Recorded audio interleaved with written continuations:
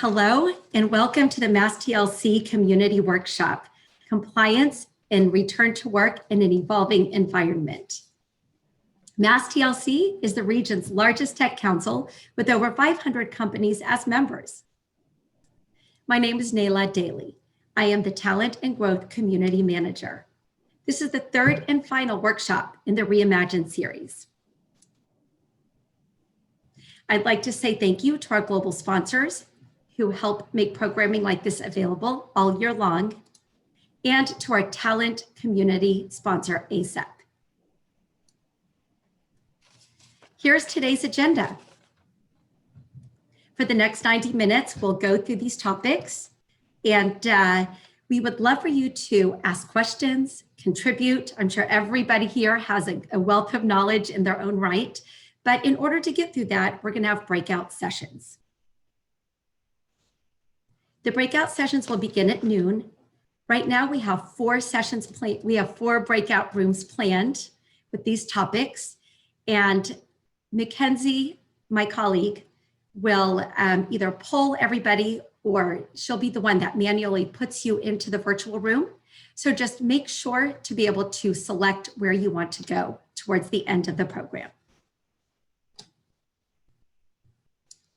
And with that, I'd like to introduce the first session with David Mays, Principal Global Mobility Services at KPMG, and Stephen Melnick, Labor and Employment Attorney at Littler.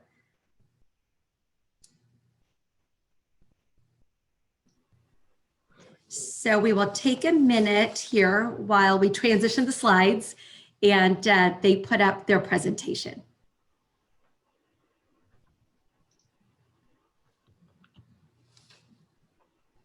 And while they do that, I will ask during the session portion that you turn off that you mute your microphones and maybe turn off your video and listen, and definitely take notes and feel free to chat.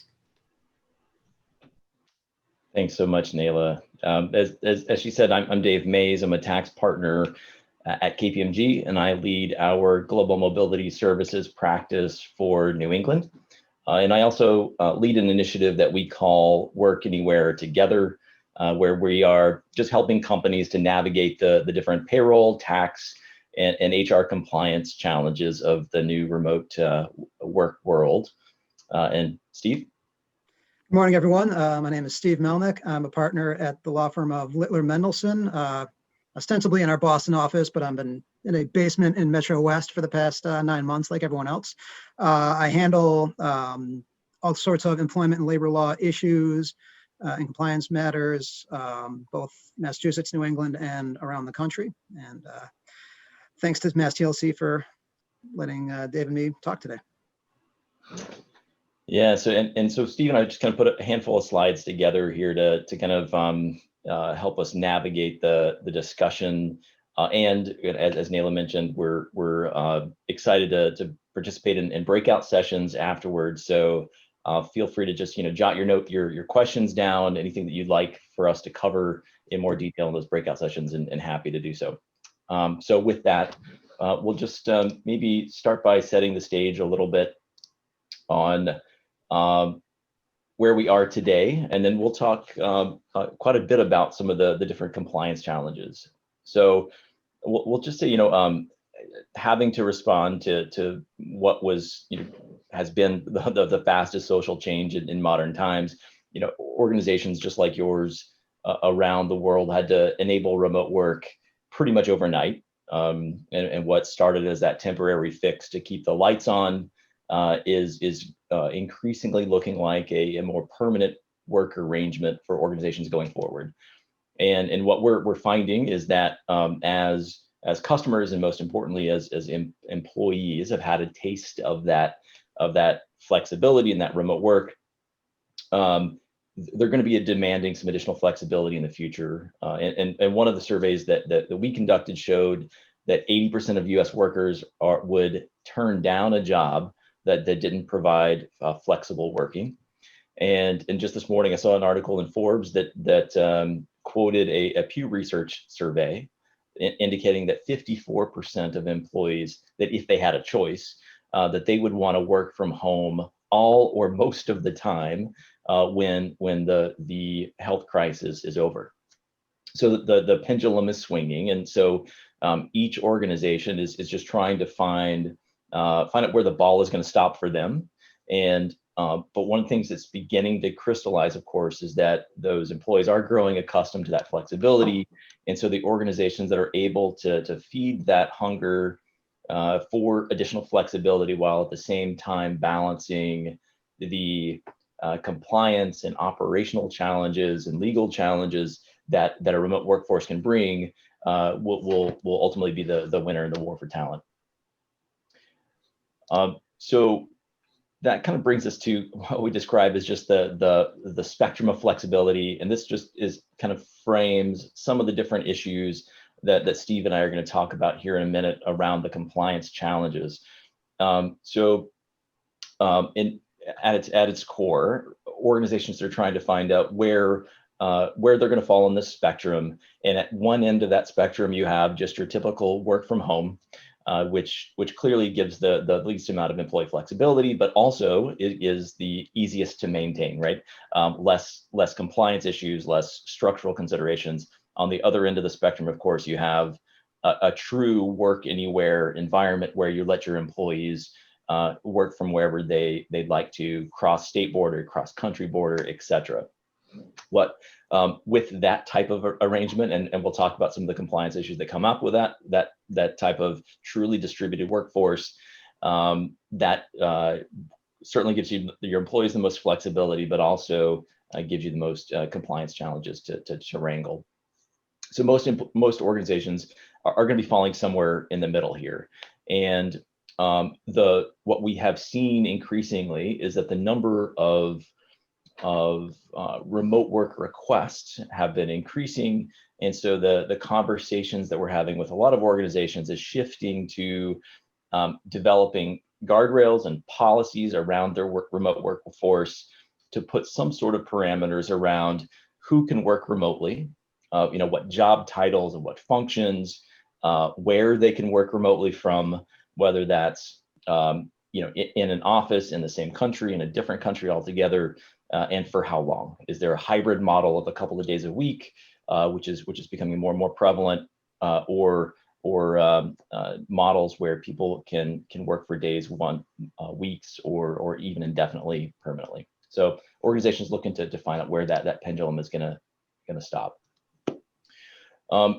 Which kind of leads us into some of the stakeholder conversations. As I mentioned, as organizations are looking to identify where they're going to land on that spectrum, it's important to be thinking about all of the different stakeholders and compliance issues that need to be engaged in those discussions. And so we've listed here, some of the different functions within an organization and what they're most focused on and the lens that they're looking through. So maybe Steve, you want to start off maybe with some of the legal and HR considerations that you're talking to a lot of your clients about. Sure. Thanks very much, Dave. And this new normal, this remote work, brings about a whole host of employment law issues that we're still trying to get our heads around of what is happening and how it's going to happen. So, understanding that we only have a limited amount of time here, there's going to be somewhat of a speed round that I'm going to go through, and we can certainly follow up more in the breakout rooms, but I would like to hit some of the high level issues that you should be considering for compliance. The first question is, what state law applies? You might have had, if you're a Massachusetts employer, you might have had nothing but Massachusetts employees for the past X years, and now suddenly employers might be working anywhere. Generally speaking, the law that's going to apply is going to be the law where the person lives and works, which are now one and the same. So you might have somebody who's living in New Hampshire. Now, New Hampshire law is going to apply. They're not telecommuting to Massachusetts anymore. Now it's going to be Massachusetts. Now it's going to be New Hampshire law. You might have somebody who moved back to California because why not? Now you are a California employer, and you're going to have to be subject to all those loony California laws. So the first thing, if you haven't done it already, is know where your employees are working. You might think, well, geez, Jane Doe, she's been living in Somerville all this time. Well, maybe she moved back to Florida. Now you got to be subject to Florida laws and so on. So if you haven't done that already, certainly be cognizant and do a census of where are you, and let employees know that if you move somewhere for a significant amount of time, we want to know where you're moving, and tell us right away and for how long you're going to be there. One of the biggest issues that we see is surrounding wage and hour compensation, payroll type issues, particularly with hourly employees. If you have people who are non-exempt hourly, there's a lot of issues surrounding that.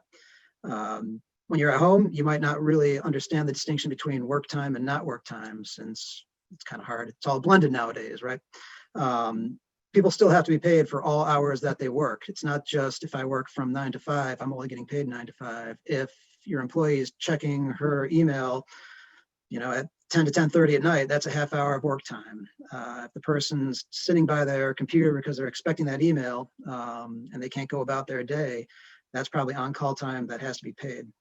So employees should be aware, and you should communicate to your employees that all time has to be reported.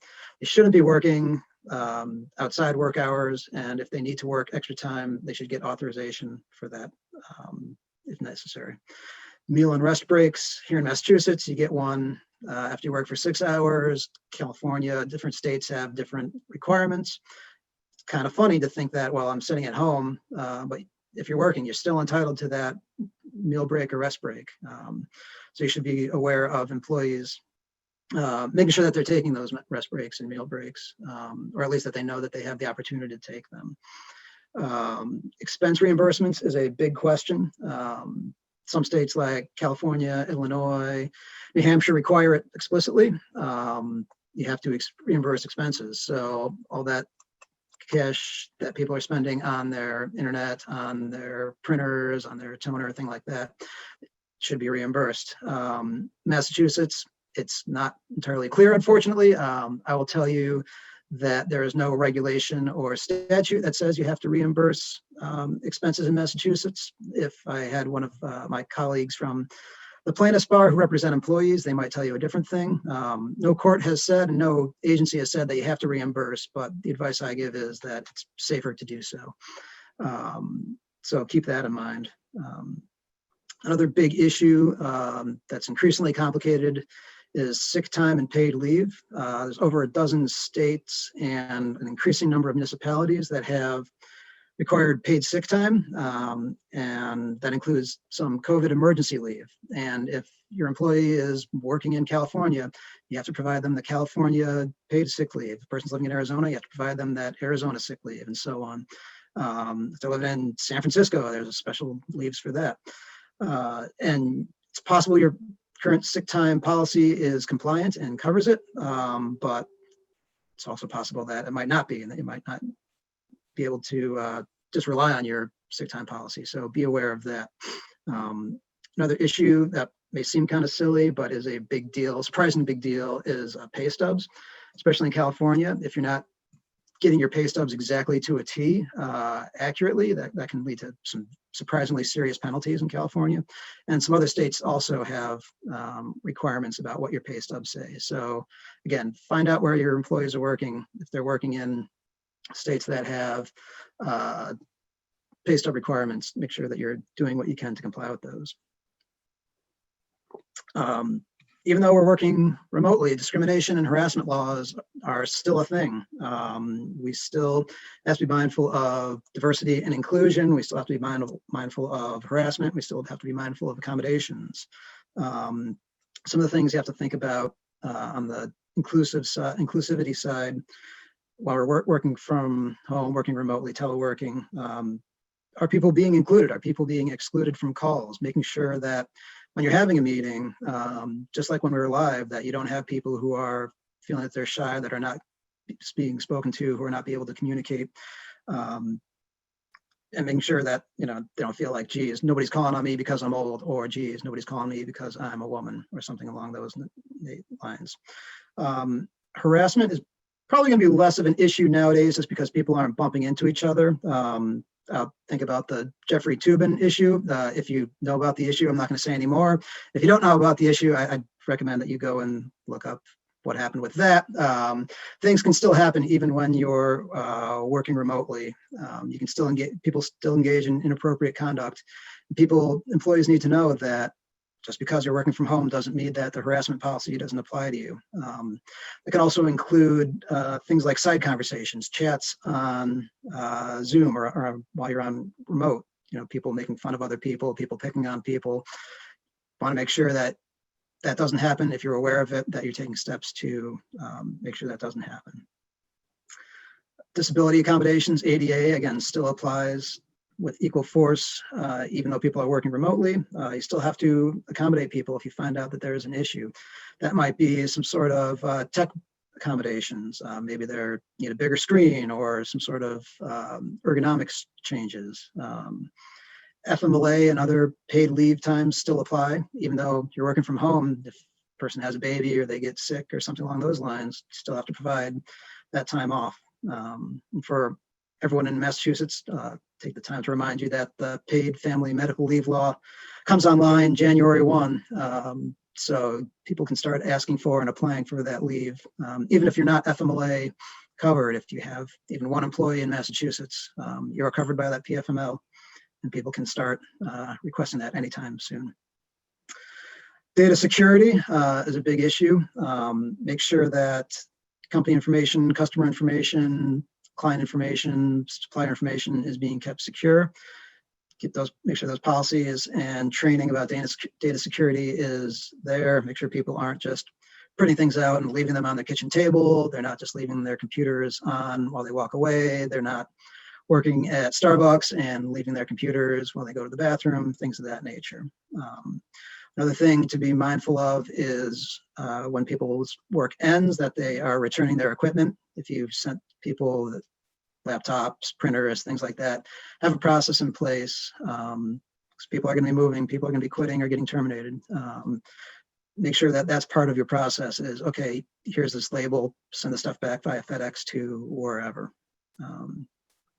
Safety and health is still a big concern. Even though people are working from home, you're still obligated to make sure that they're working safely.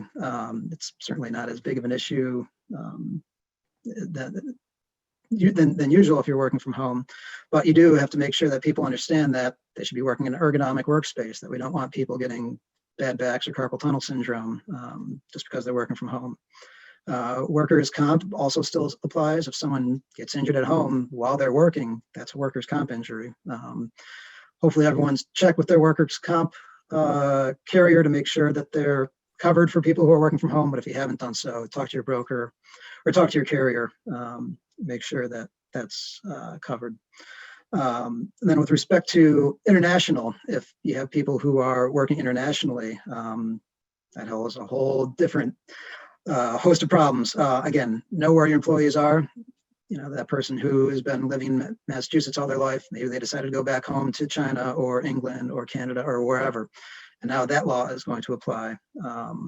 And I'm not going to go through the laws of the hundreds of countries around the world, but just to hit the high points, the usual rules in the US about at-will employment and discipline are probably going to be different if someone's working internationally. So be aware of that. Compensation laws are going to be very different in other countries than in the US. Data security is a big deal in a lot of jurisdictions. Sometimes there's restrictions on what you can transfer from one country back to the US or vice versa. Sometimes you even have to register as a data host or data processor with a country. And then visas and immigration. If somebody's visiting a country or is in a country on a non-work visa, they may not be allowed to work from that country. So be aware of that. So just to wrap things up, the biggest takeaway that I can offer everyone is to make sure that you have policies in place. You have a telework policy, you have compensation policy, data security policies. Make sure that they're being communicated to employees. Make sure employees are aware of, hey, just because you're at home doesn't mean that these policies don't apply to you. And make sure that employees are being trained on them and that they're being enforced and enforced consistently. So that was the speed round of employment law issues. With that, I'll throw it back to Dave. Yeah, thanks, Steve. And I'll pick up on just a couple of threads there. Steve mentioned some of the expense reimbursement policies. One of the things that we're seeing a lot of organizations start to readdress is some potential commuting expenses in the future, right? The commute to the office tomorrow may be the what was business travel today. So looking at some of those expense reimbursement policies to make sure they align with what your remote workforce may look like. Steve hit on the point of knowing where your employees are. That's usually the kind of the first step is understanding what exposure may have been created by your remote workforce. Maybe I'll touch on two different points. One is the domestic, and then the international. One of the employment law considerations that Steve mentioned, from a global perspective, we see in a lot of countries, if we'll just say, your employee says, what, I've been working effectively from home. I'm a Massachusetts-based employee, and I'd like to go back to my country of origin, go back to Sweden for a few months and work from there and ride this out. You do need to look at if the individual could be considered an employee of that location and subject to sometimes pension obligations of the company, and if they're severed, then potentially severance rules as well, which can add to significant cost to the company. Maybe I'll touch on a couple of the other key stakeholders and issues here around compliance. From a state-to-state perspective, Massachusetts, for example, instituted some telecommuting tax rules back in July, and just this week actually refreshed those that telecommuting guidance, and just at its core, it indicated that employers needed to continue to withhold Massachusetts taxes during the pandemic as they were for their Massachusetts employees pre-pandemic. So it was indicated to be a convenience for the employer and the employee. However, that has ruffled the feathers of some residents of non-tax states. So New Hampshire in particular has now raised a filing with the Supreme Court to challenge Massachusetts temporary telecommuting rules. And as I mentioned earlier this week, Massachusetts kind of doubled down and said, while those temporary provisions were set to expire at the end of this year, they've now said that they will expire 90 days from the time at which the governor declares the state of emergency over, which means that those temporary telecommuting withholding rules are going to continue. So I've probably had a dozen calls from payroll departments this week, saying how do we handle these regulations, and some employees that understandably want to change their withholding from Mass to New Hampshire or to Florida, except where there's no state-to-state withholding.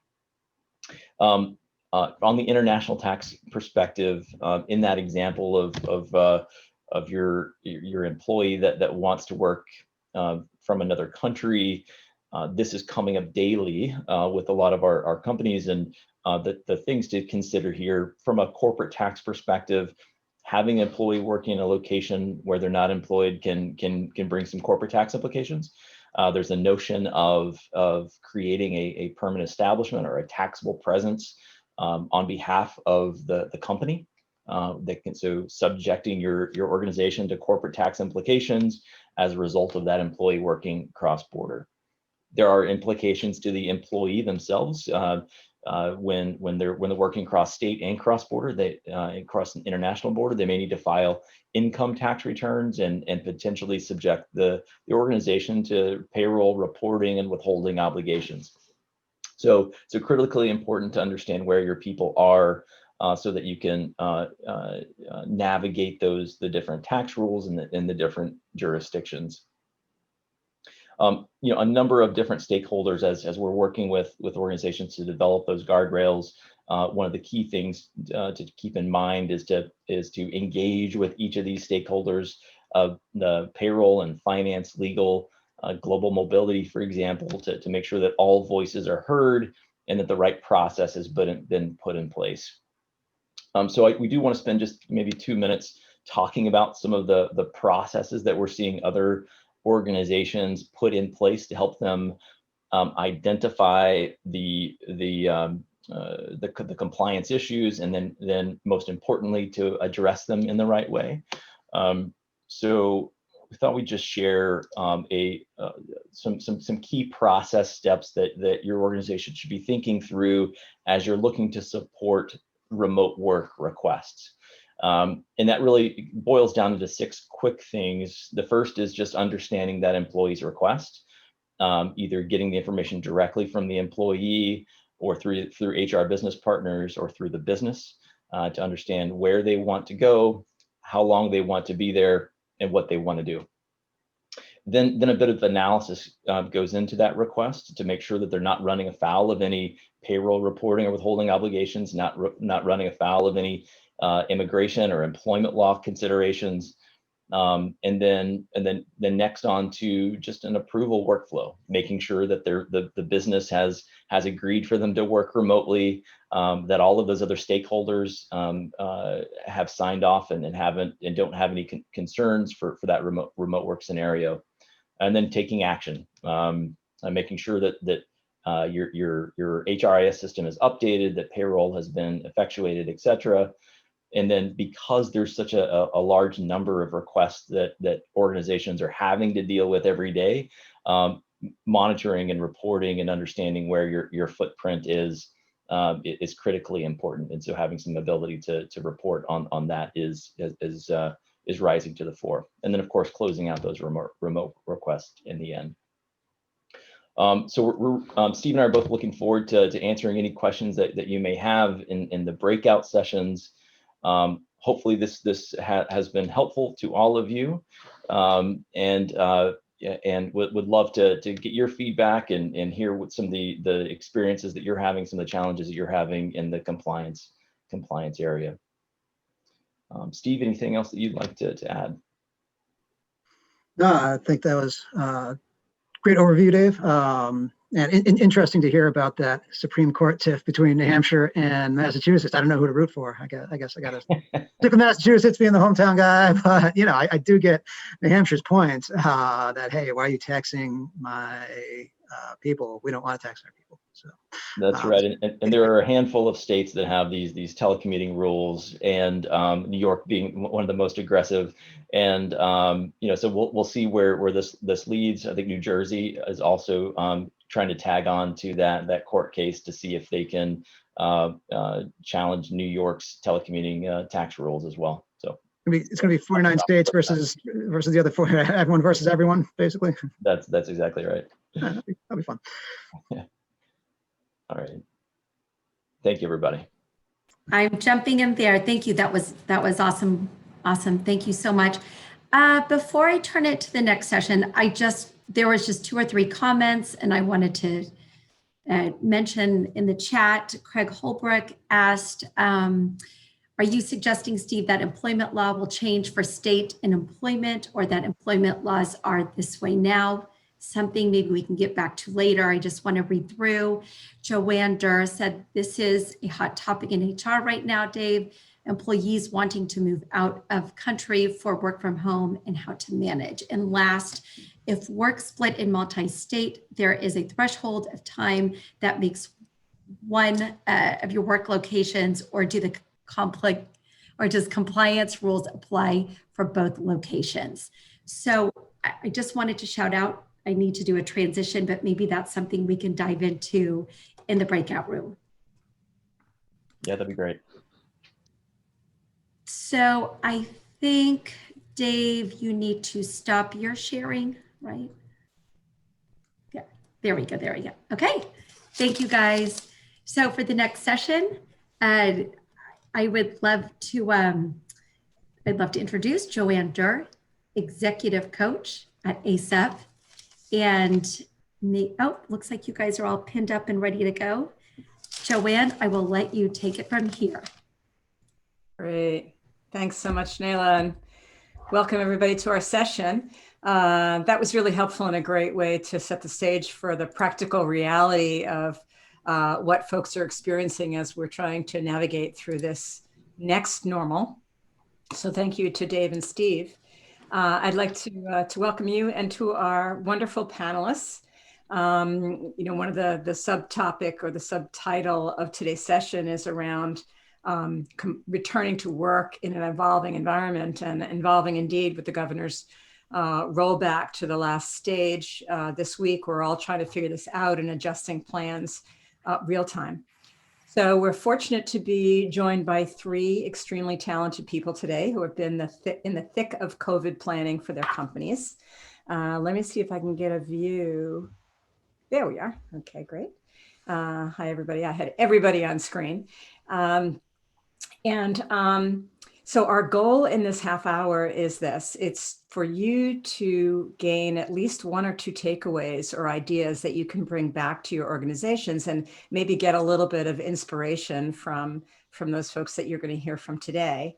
And how we're going to do this half hour is to start with introductions, and each person will introduce themselves, and then go back in rounds and each person talk about how they are building the workplace of the future in their organizations, particularly a guiding principle or practice that they are using to help employees to stay safe, healthy, and productive. Those are the three things that we talk about a lot: safety, health, but also productivity, because we have businesses to run after all. And then one or two specific things that each of these folks are doing that has worked well, and what they're planning on doing. And each person has a different role and different perspective. And that's one really exciting thing about this panel. So let's start with some introductions. If we could go around, and maybe we'll start with Mike, and then go to Regina, and then Brian, to just say who you are, your company, and your mission. And then anything that you think is important for the audience to know about you or your work. So Mike, do you want to start? Thank you, Joanne. I'd be glad to. I'm glad to have the opportunity to talk with everyone today. My name is Mike Bearman. I work at Vecna Robotics. We do driverless forklifts. And my role is the Chief Legal Officer. I have oversight over obviously legal, but HR, recruiting, and finance. And definitely in the middle of a very dynamic environment right now with all the changing things with COVID and the increasing rates. Pleasure to be here today. Thanks, Mike. Okay, Regina? Hi, my name is Regina O'Brien, and I am from Algorand, which is a blockchain technology that basically removes the technical barriers for people to be able to build on blockchain. Blockchain is very mysterious, really looking to bring it into the mainstream, not only through great and interactive technology, but also with just education and easy to use tools. And, I, as the head of HR or head of people and talent for the organization, basically have been in this, since March, since we went home. I've been at Algorand for 2 years. So we built up our organization to be very community focused. We built our space to be very community focused. So this has been a huge pivot for us. We're very used to being together, and now we're apart. So I'm just hopeful that some of the creative things we did can inspire some of you guys today. Also recognizing that as a company of 60 people, my fellow panelists have much larger organizations. What worked for us may not work for you. So just happy to be here and happy to participate and share some information and learn something new. Thanks. So in the second half hour, Regina will also be doing a tutorial on blockchain, right? Is that? I can try. It's osmosis. I'll tell you straight up, man. Blockchain is something that you just one day wake up and go, okay, I got it now. Make note, Naila. We've got a volunteer here. Okay, great. And Brian. Hi, everyone. I'm Brian Murray from Akamai Technologies in Cambridge. I'm the Senior Director of Global Real Estate and Workplace. And if you don't know Akamai, we're a 23-year-old tech company that makes the internet fast, reliable, and secure. Since about mid-March, the majority of my time has been focused on the planning, coordination, and implementation of our return to office plan for our 60 offices around the world. The health and safety of our employees is extremely important to the leadership of Akamai, and I take my responsibility very seriously. Good. Thank you, Brian. And I'm Joanne Derr. I'm an executive coach, and I've been working with AceUp as one of their coaches since pretty much AceUp was founded. And our mission is to be able to bring coaching to companies at scale. And we believe that everyone deserves a coach. So it's really fun work, exciting work. I'm affiliated with a number of other organizations. And before I was an executive coach, I was in human resources for many, many years. So my heart is with HR and with the coaching profession. And it's exciting to be here with you today. So thanks. Okay, so let's come back to our panelists and we'll, I think, start with Regina.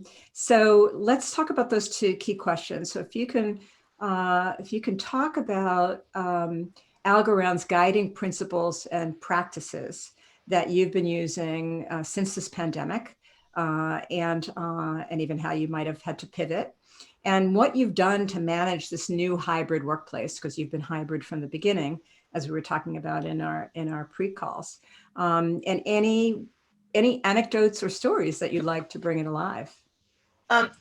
One of the things I think that's really interesting about Algorand, and this was before the pandemic, there's really this concept of thinking beyond today when you're making decisions, right?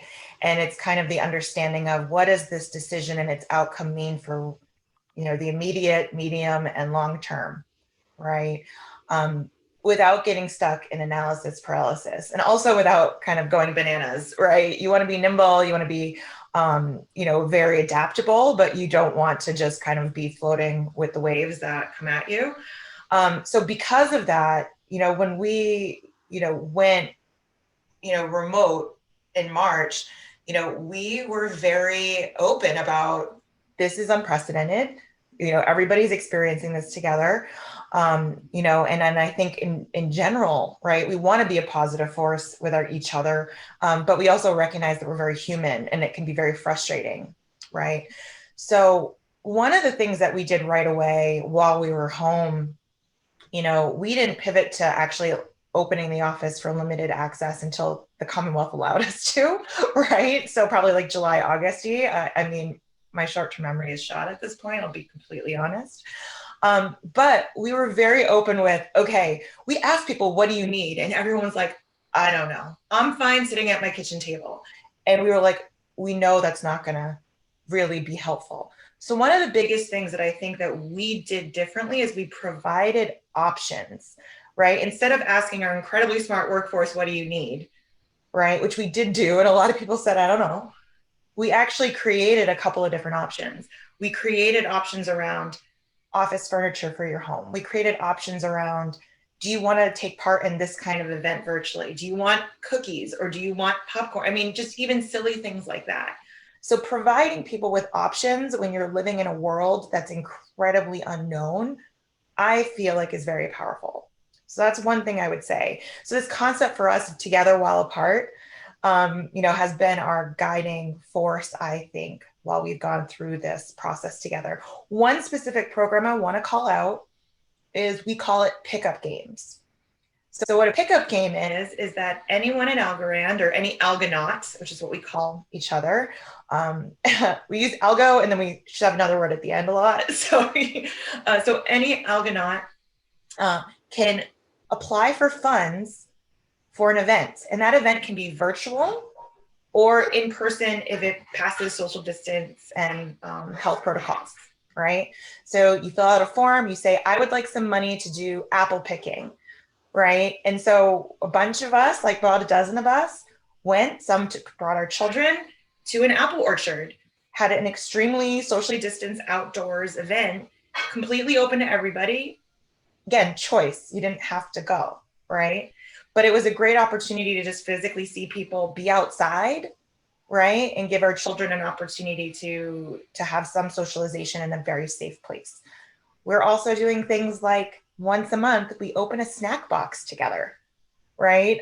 We use Icebreaker. It's pretty funny because every month is a different country And we have a lot of international folks in our organization. So the folks that are actually from those countries weigh in on how those snacks are, right? And so I would say with those small and large groups, we are giving folks the idea like, hey, tell us what you want to do and we'll give you the money to do it, right? So that's, just, again, for us, it's pickup games. So that's one of the things we did. I'd also say I will not underestimate the importance of one-on-one connection, meaning we've done something called Care Bear check-ins. I know it's cheesy, but the idea is that myself and my HR generalist each quarter have met with everybody one-on-one. Our CEO and COO also picked up on this and they're doing their own one-on-ones just to check in because we don't have the kitchen passing by, right, opportunities anymore. So I would make the time if you can to do that. And it can be half an hour or less, right? And then I would say going forward, right? So that's kind of like what we're doing and we'll continue to do. We don't plan on being back in the office any more than we are, which is kind of very limited folks that require to be in an office who don't have a safe place to work at home right now. We're looking at April and now knowing what the governor has said about vaccination deployment, maybe June, July, who knows, right? One of the things we're doing, our next stage is now reimagining the office, right? And what we do for that is we're working with a designer. And yes, we're very blessed to have the funds to do this. Working with a designer to redo our footprint, right? To take a space that was made for events and create smaller pods, right? To actually look to surveillance technology for COVID testing. We've been able to invest in a machine that will allow us to actually surveillance test the group of people on site through a pooled technology. Everyone gets a little cup, you spit in it, it goes into a centrifuge. One of my employees runs the test and it pops out to say everybody's negative or somebody's positive. And we're also partnering with One Medical, which if you're in the Boston area, there's 2 offices there, where before you walk in the office, starting in January, you're gonna have to fill out a questionnaire to show if you're a risk or not. And if that pops positive, everybody has a local resource to go to get tested, right?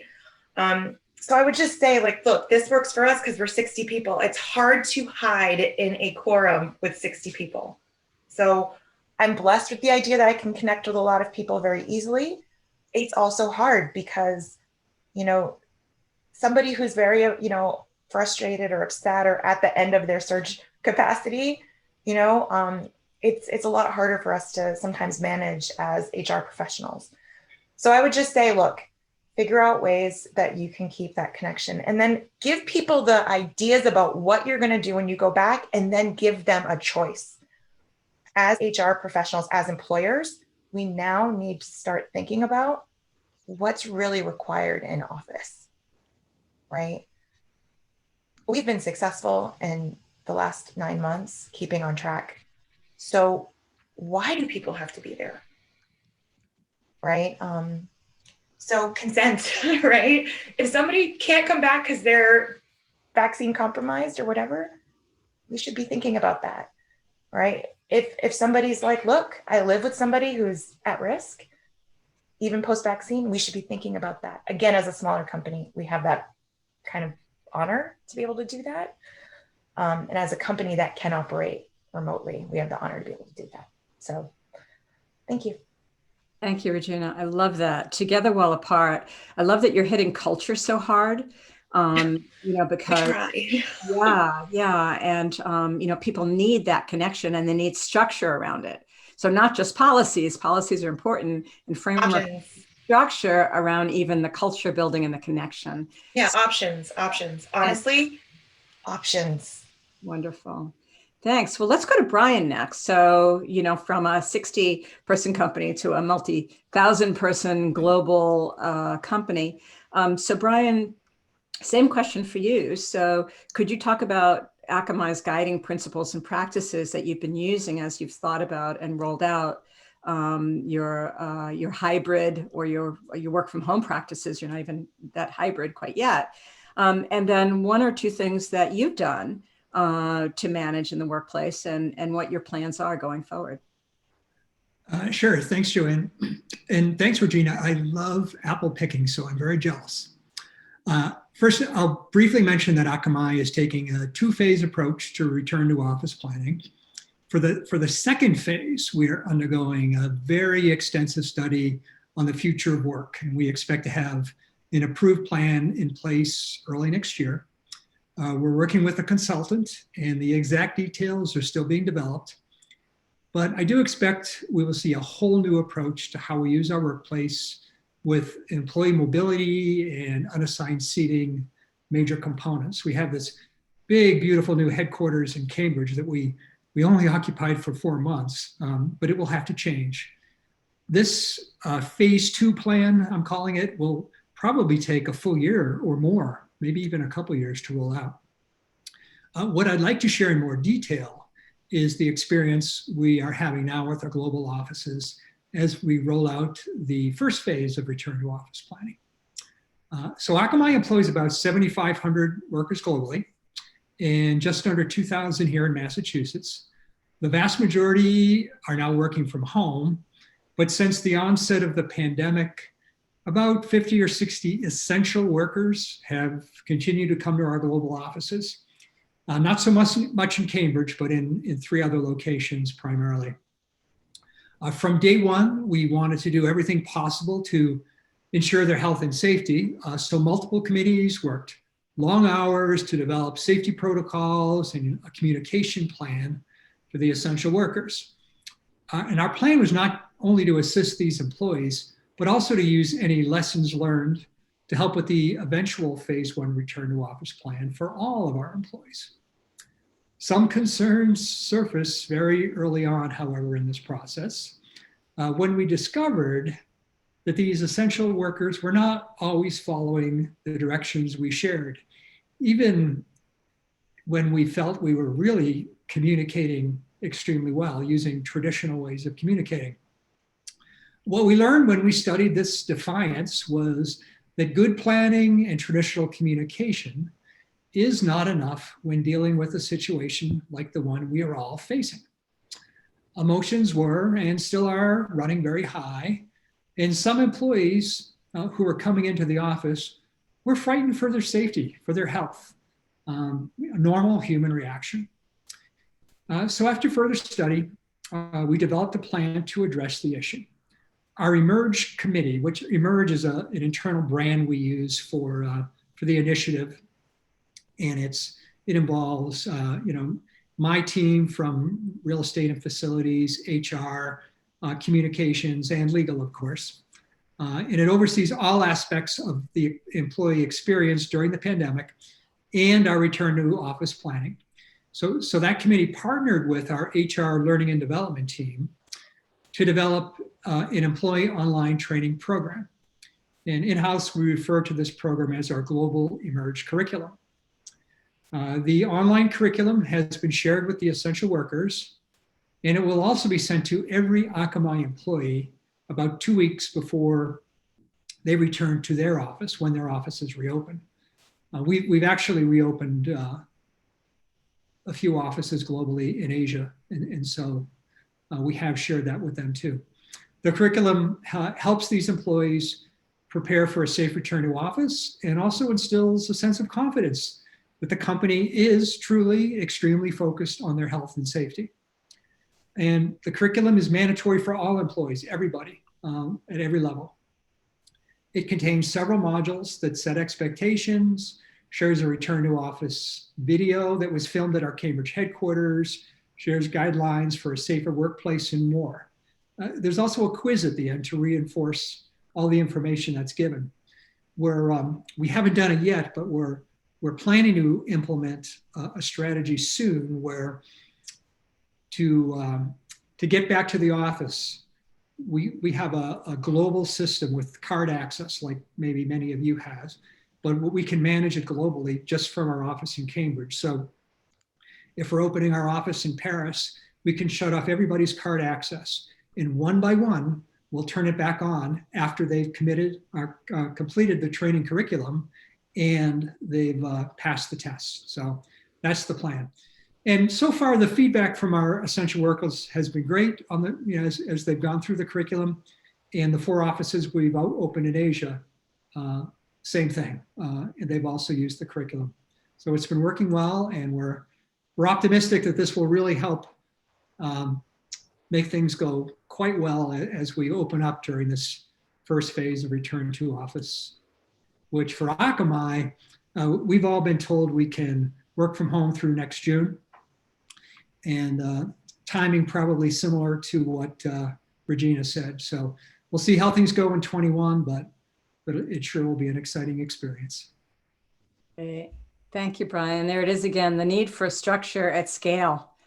It's a little bit more process heavy than a 60-person or 100-person organization, but that's needed in order to provide that consistency and security for employees and sense of fairness, equity, and for you to know that people are safe and secure when they come back to office. So thank you, that's really helpful.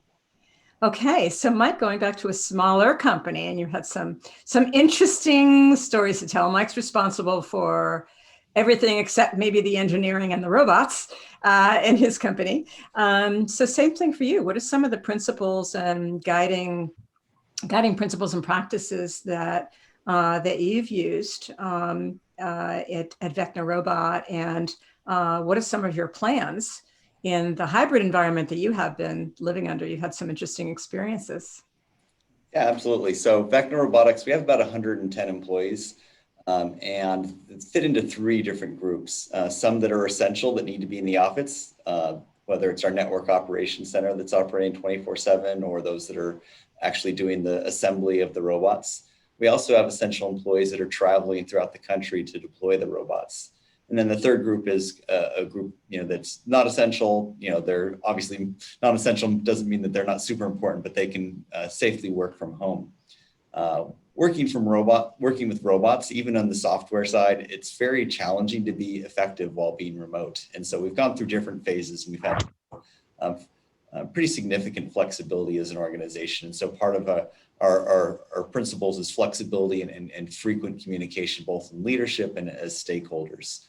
For those that could be work from home remotely, initially we set up a stipend where they can get reimbursed for setting up an actual effective office at home. People were able to use it for a lot of different reasons, such as chairs, tables, monitors. Some actually used it to build a mini enclosure so they didn't have their family members running behind them at all times, and were able to get a little bit of peace and separation, as some people didn't have a dedicated room. And so that was one way that we're trying to be flexible with them. For those that were traveling to work sites, we encouraged and improved them to drive instead of fly. And some of those drives were quite long, but they felt a lot safer not having to be on the airlines with other people. And all the people on site doing a deployment, we instituted rules of each one would have their own rental car. Each one would have requirement to make sure that they eat separately. And so we were able to have some separation to improve the safety on that. And for those that required to come into the office, we worked really hard to spread out their workspaces and to kind of did a reorganization. So they had space, extra cleaning, and the appropriate personal protective equipment. And so that was kind of our initial response in the early stages of the pandemic. And we had a lot of also programming like virtual yoga and other things to keep everyone connected while we were in that kind of a lot of people remote. As the numbers went down, we started to encourage people to come in. Again, we had to be flexible, as a lot of people had circumstances such as a family member at home who was in a high-risk category that didn't make sense to come home or come into the office. And so our numbers in the office rose from about 20% to 30, 40%. And then lately, as the numbers of COVID cases in Massachusetts have gone up, we have started rolling back that encouragement, and are actually just recently encouraged everyone that can work from home effectively to do so, and in recognition that both with the holidays and the numbers going up, it's much more challenging, and we wanted to make sure that we are providing the safest environment possible. And so it's a mix of helping those that need to stay in the office be safe and feel comfortable. I think, like Brian said, training was a key part of it. Even every single employee had to undertake the COVID training for organization, even if they didn't plan on coming in, just so they could be aware.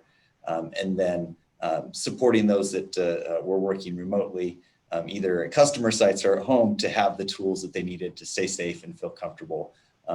There's a lot of anxiety about kind of, you know, what's safe, and also, you know, am I going to be, you know, my challenges with productivity, are they going to cause me issues at work? And we wanted to make sure that everyone that was having those challenges understood that we recognize that this is a unique situation, and we wanted to empower them to do what they can and you know, be flexible. Another thing that we did for people that were working from home is there was a lot of two earner families where they needed to shift their hours so that one person could be available to help their children with school. And so we would have a formal shift so they could work different hours, and so that there was always someone to help out with the children that they're responsible for. And so all of that communication hopefully has made it a better experience for the workers, but we also recognize that there's just some challenges that are just extremely difficult, and we just want to be as flexible as we can to support them during this time. Thanks, Mike. You also had an interesting situation. I'll give you 1 minute to talk about it, if you can do it, around how you've been deploying your teams out to customer sites out of state. Yeah, so we've had employees driving all the way to Texas, to Alabama from our Waltham office, and it is you know, takes a little bit more time. Some of these places have quarantine requirements, some don't, but when they return, we actually put them up in a hotel so they can complete their quarantine away from their family when they return.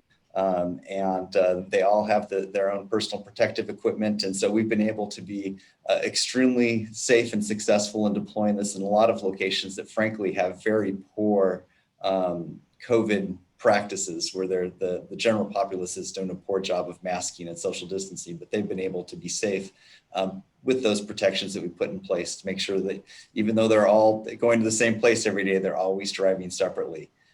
And you know, eating separately. And so those small things make a big difference in other areas where they would otherwise maybe not feel comfortable going into because those states just don't have that culture of mask wearing that Massachusetts does. Right, there's that flexibility and choice that Regina was talking about earlier. Wonderful.